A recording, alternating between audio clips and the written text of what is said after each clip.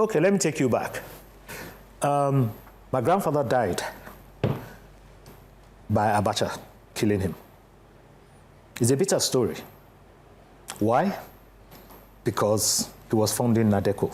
This is for the younger audience. They need to learn about history. They do not appreciate.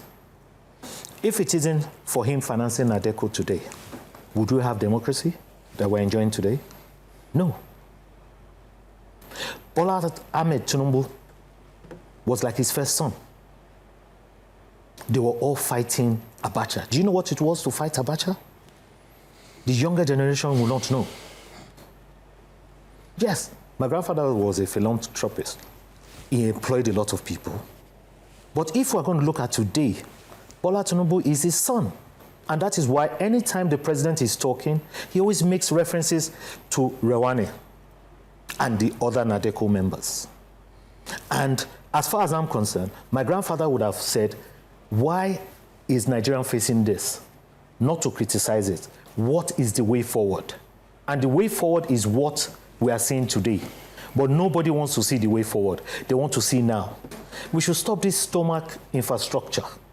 We should learn how to now fight for yourself, not by doing something that is wrong. Why would our youths today, they are lazy, I'm sorry to say, because they believe that everything is handed to them.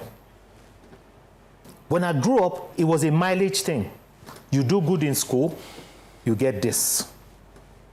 You get a good job, you get this. Not that you should take laws into your hands.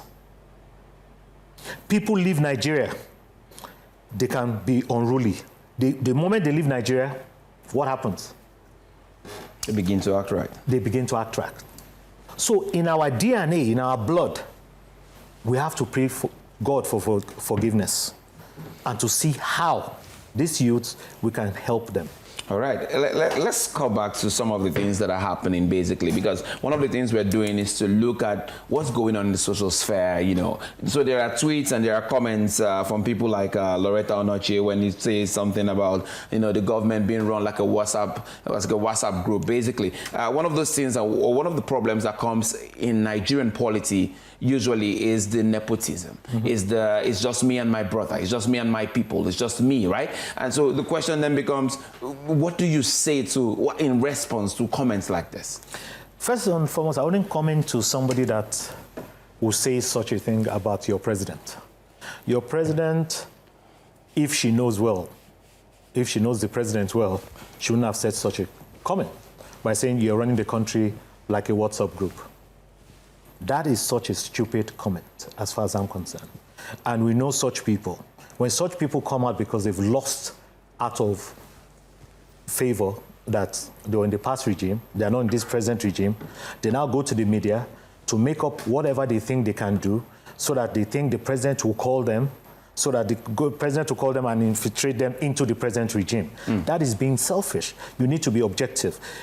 Asiwaju Bola Ahmed Tinubu is not APC. APC is a group, political group. And if you belong to that political group, as she says, she will not make such a comment because it's still an APC government. And there are other means, if truly you mean well, there are other means you can reach the president and talk to him instead of putting things on social media that makes the party look stupid, makes herself look stupid, and trying to insult the president.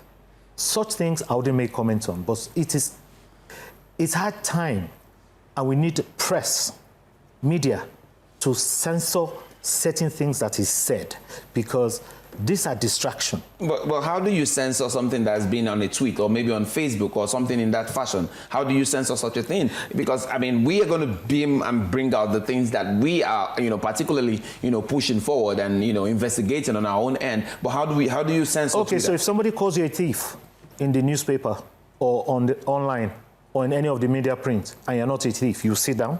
Well, you go back to the media too, and then you go back to the media. But isn't that a distraction for a man that is carrying such a big burden on his head? Do you know what it is to be president of Nigeria? Nobody has an idea. I would never wish to be the president of Nigeria. It's the most hardest thing in the world today. Not even Trump of USA. Nigeria is so diverse that you cannot just believe everything that is in the media. Everybody just wants a bite of it. All I know is that the president, if you know him, go and see what he has done as governor and after governor.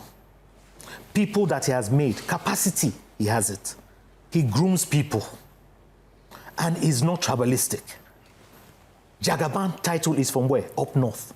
That's what most people do not even realize. Even the youth don't know what Jagaban is. Jagaban is from Bogu. Many people do not know that that title is not a Yoruba title. So this is a man that affiliates himself with every single body in Nigeria. But because of his way and his style of not responding to a lot of things, my father is like that. My grandfather is like that. It's not everything you respond to as a president. All right, let's now beyond the president, we have on social media, because that's where this really borders. We have on social media and many other platforms people who sometimes it seems like they are devaluing the nation. How do we attack such a thing, especially when it comes to the young people? I mean, take for instance Kemi Badenoch and some of the things that have been said. I mean, including the thing of affiliating more with the Yoruba than the Nigerian nation.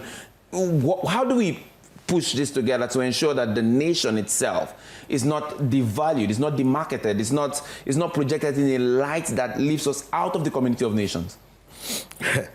Kemi Badenoch. First and foremost, I don't think she's a Nigerian. But she could argue that I don't believe she's a Nigerian, in the sense that if you are a Nigerian, you will not look down on your country to get cheap votes in your second country. Yes, our constitution allows dual nationality. But you should always remember, when you open your passport and you look at the back page, it is property of what? Federal government of Nigeria. You cannot say things that is bad about your country in another country. What she should have been doing is fighting for the country to whatever capacity that she has. She's in the parliament. Yes, you're British. So you're using Nigeria to put your own country, your mother home that is your own birth country, to say they are this, they are that. All right. I want you to hold that thought because we'll take a break now. You're watching The Beam, a place where the old is reckoned with and the future is redefined. We'll be right back from that section because it's very important that we understand where the real polity is, where we stand in the community of nations. Don't go away. We'll be right back.